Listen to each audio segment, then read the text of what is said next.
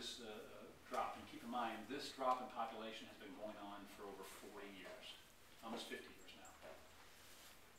That's been true for most cities across America, because the urban centers started because it was a way for people to be close to the resources and the infrastructure and the jobs and the grocery stores and the supplies that they needed. Well, as you had in the 60s and 70s, when malls started, Bell Village went out and created a shopping area outside the city, you started to get what was called urban sprawl. And people would then move further outside the city limits, and they get further and further out, and you're seeing all these different spreads going on.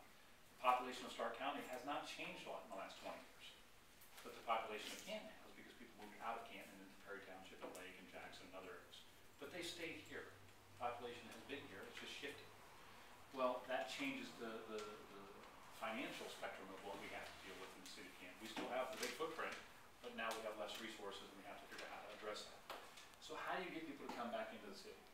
Well, first of all, this goes back to the fundamental 4 pillars that I talked about. When you talk about the safety of the community, the education, the jobs, and the neighborhoods, you have to have a safe community. If it's not safe, believe me, you can move other places in Stark County and be a lot safer. You're going to.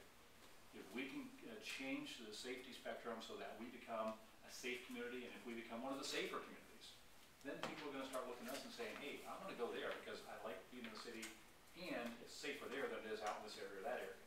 And so we're not at that point yet, but we have dropped crime by 33%, and the city is far safer today than it was over the last 10 years or longer. And we also, we owe it to our citizens to continue bringing that safety stronger, bringing crime down and making us safer and safer. Even though we've dropped crime by 33%, 20 years of increased crime in our city, the perception is that Canton is a very dangerous place. I talk to people every day who've never been downtown for a First Friday event. Oh, I won't go down there, it's not safe.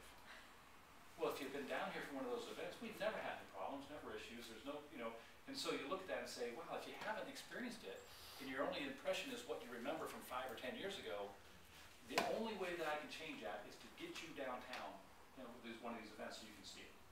Feel it, understand it, that it is a different world today than even a few years ago. So perception on crime trails reality on crime. The crime is coming down. We've got to now work on the perception, which means we have to champion the issue. We have to continue to talk about how it's much safer. We have to have people tell us how great it is, how their experiences are better. And the more that happens, the more people will believe it, the more people will start to try it themselves, and then they'll experience it, and then they'll realize that, hey, you know what, it's a lot different today than 10 years ago. That's one. Education is the other one. Again, as I talked about already, nobody's coming into our neighborhoods to buy one of our houses if their kids don't have the ability to graduate from high school. So those two are some of the most significant issues in any community in America. People want to know the strength of the schools and the safety of that community. And so if we don't focus on those two and work on those two and make those a priority for our community, we've got no shot. And I'm proud to say over the last 3-4 years, you've seen both of those improve in the right direction. That's given us the opportunity to go out there and talk about other things.